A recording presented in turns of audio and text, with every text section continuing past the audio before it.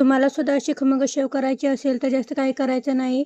बेसन पीठ घ्यायचं. मग इथं 3 वाटी बेसन पीठ घेतलेलं आहे. चवीनुसार मीठ टाकलेलं आहे, हळद टाकलेली आहे आणि कोमट असं गरम तेल टाकलेलं आहे आणि हे सर्व एकजीव मिसळून कोमट पाण्यातच हे सर्व मिसळून घ्यायचं आणि हे सर्व मिसळून झाल्यावर 10 मिनिटं ठेवायचं आहे.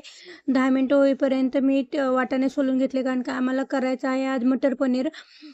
सो मी वाटाणे सोलून घेतले आणि पनीरसुद्धा मी घरीच बनवते. काल मी 1 लिटर दूध नासवलं स्वतः आणि नाचून ते असं छान पनीर असं जाम केलेलं आहे. तुम्हाला दाखवते मी घरच्या घरी किती छान असं पनीर बनवलेलं आहे. हे मी पनीर घरच्या घरीच बनवलेलं आहे, कारण का पोरींना सुद्धा मटर पनीर खूप आवडतं. सो मी म्हणलं आज मी बनवते मटर पनीर.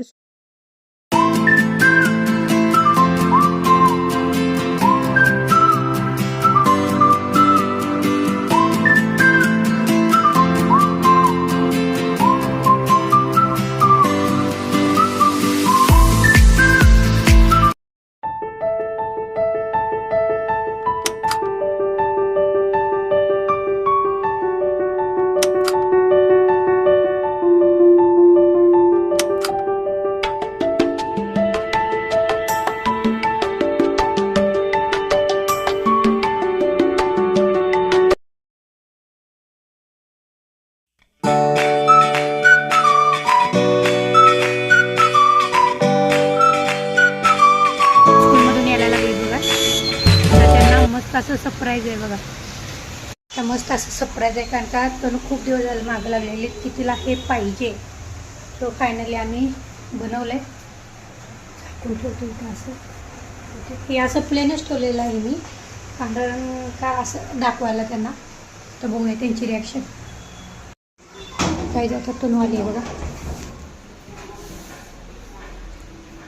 तू ठेव छत्री ते ठेव तिकडे. शूज काढ, सँडल काढ. हाय तनू बडी.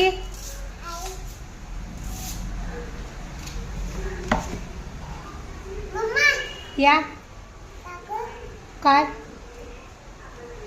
काय दाखवू, काय दाखवू, काय दाखवू. अरे काय अरे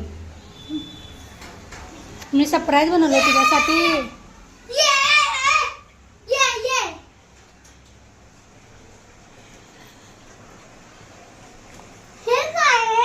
हेच आहे ते. अरे हँडवॉश तरी कर आधी. आधी हँडवॉश तरी कर. कुछ कर हातान तुझे. झालं का. आवडलं, आवडलं का. छान झालंय दुकान.